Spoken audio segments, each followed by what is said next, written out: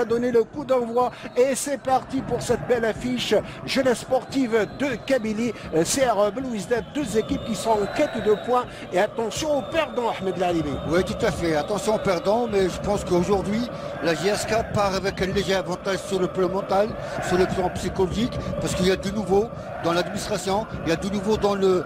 Il laisse jouer une balle dégagée un peu n'importe comment et la pression est considérable. Attention, une passe de but, il va s'ancrer. Incroyable, et quelle reprise et l'ouverture du score par Djarbout, je suppose. Il a l'habitude de claquer ce genre de ballon et quelle passivité incroyable. C'est le numéro 23 qui a inscrit.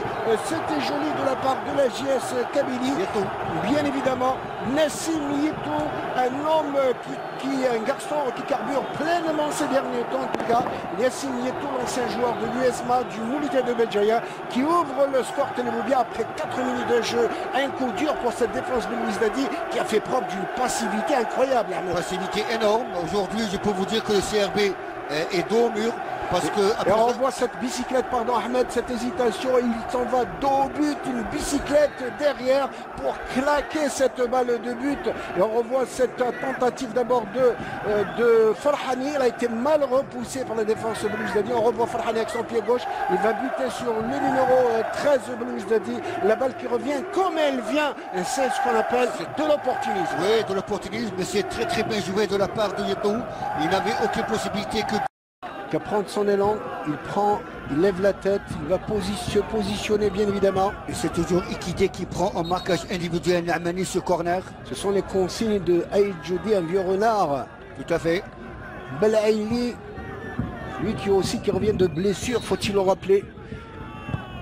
C'est joué rapidement, c'est bien vu, et l'égalisation. Oh, je le disais, Malek Aslah qui s'est fait surprendre assurément par ce coup franc de Belaïli et ses côtés en tous les cas et la chambre à portée de chambre de supporters Belouizdadi et Salhi qui va remercier le ciel sur cette égalisation. Je l'avais dit, ça pourrait être dangereux, Ahmed Lalibi.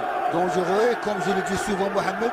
Les balles arrêtées ont toujours été une arme supplémentaire dans le football actuel. On vient de le voir maintenant.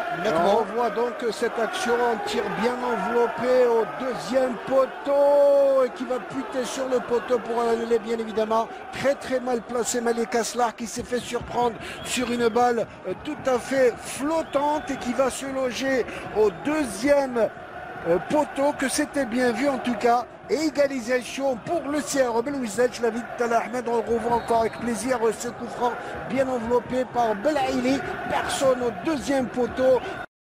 Attention, encore un cadeau pour la défense, attention, ça va être le but. Et le deuxième but, je l'avais dit, quelle bévue monumentale de la défense kabyle qui est en train de prendre de l'eau et c'est la Kroum qui va fusiller littéralement Aslah. Oui, j'avais dit que l'axial qui comprend, enfin le duo axial entre Abdet et Saadou doit faire très attention à ce Lacron parce qu'il est vraiment imprévisible. Il est très bon quand il se retrouve tout seul face au but. Il a un très bon frappe de balle côté gauche. Et là, il vient de marquer un deuxième but très très important pour le CRB qui n'en revient pas. Une balle qui va fuser sur le poteau droit pour s'en aller mourir. Regardez, que d'espace au niveau de la centrale. Et je peux vous dire que sur cette balle, cette fois-ci, il ne pouvait absolument rien. Le gardien Aslah. Et vous ne voyez pas que le CR Belouizdad qui n'a pas inscrit le moindre but depuis plusieurs rencontres, qui va en planter deux en l'espace de 40 minutes en déplacement.